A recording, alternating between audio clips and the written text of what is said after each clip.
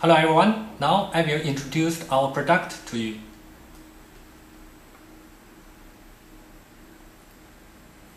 This is our product.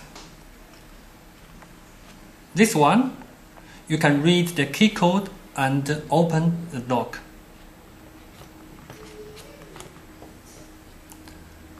This one, you can make the temporary key. This is the key arrow.